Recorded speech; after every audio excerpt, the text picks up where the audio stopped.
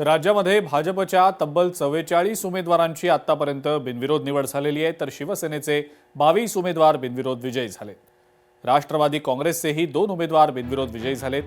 मतदानाआधीच महायुतीचे राज्यामध्ये तब्बल 68 उमेदवार विजयी झालेले.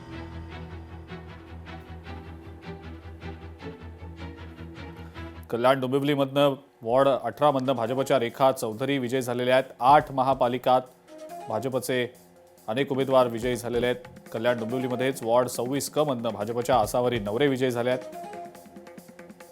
वॉर्ड 26 ब मधनं भाजपच्या रंजना पेणकर विजयी झालेल्या आहेत.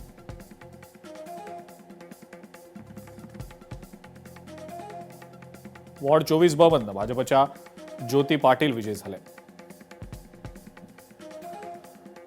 27 अ मधून भाजपच्या मंदा पाटील विजयी झालेल्या आहेत.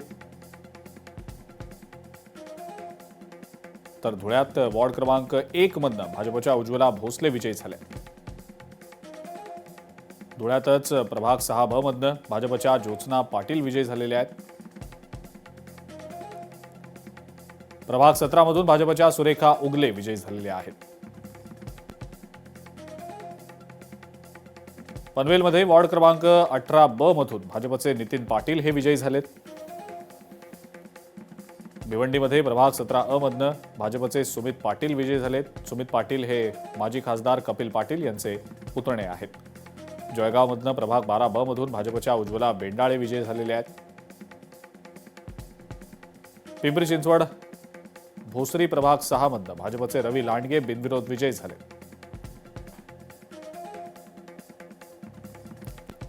तर शिवसेनेचे 7 उमेदवार बिनविरोध विजय झाल्याचं समजलेलं होतं. कल्याण डोंबिवलीमध्ये प्रभाग 24 मधनं शिंदेच्या शिवसेनेचे रमेश म्हात्रे बिनविरोध विजयी झालेत.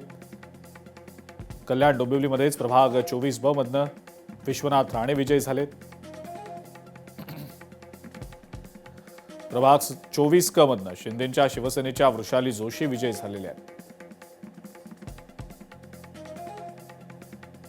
प्रभाग 28 मधनं शिंदेच्या शिवसेनेचे हर्षल मोरे विजयी झालेत. जळगावात प्रभाग 18 अ मधनं गौरव सोनवणे विजयी झाले.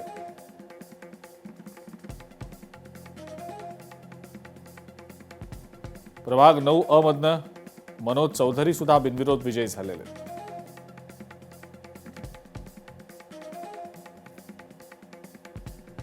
प्रभाग 9 ब मधनं शिवसेनेच्या प्रतिभा देशमुख बिनविरोध विजयी झाल्या.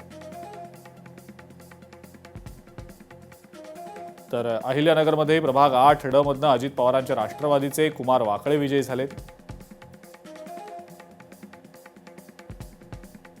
आणि अहिल्यानगरमध्येच प्रभाग 14 अ मधनं अजित पवारांच्या राष्ट्रवादीचे प्रकाश भागानगरे हे देखील बिनविरोध निवडून आलेले आहेत.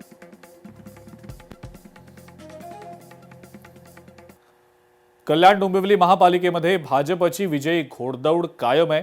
कल्याण डोंबिवलीमध्ये भाजपचे तब्बल 15 नगरसेवक हे बिनविरोध निवडून आलेत. भाजप प्रदेशाध्यक्ष रवींद्र चव्हाणांच्या शिष्टाईला यश मिळाल्याचं दिसतंय. या विजयानंतर भाजप कार्यकर्त्यांचा उत्साह आता आणखी शिगेला पोहोचलाय.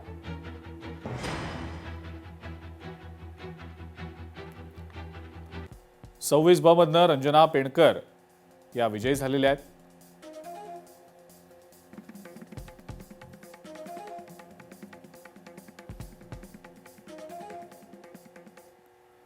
लातूर मधली पुढची बातमी आहे. राष्ट्रवादी आणि रिपब्लिकन सेनेनं लातूर पालिकेसाठी युती केलेली आहे. रिपब्लिकन सेना 2 जागा लढवणार आहे अशी माहिती रिपब्लिकन सेनेचे युवराज धसवाडीकर यांनी दिलेली आहे. या उमेदवारांच्या प्रचारासाठी आनंदराज आंबेडकर आता निवडणुकीच्या मैदानात उतरणार असल्याचंही समजतंय.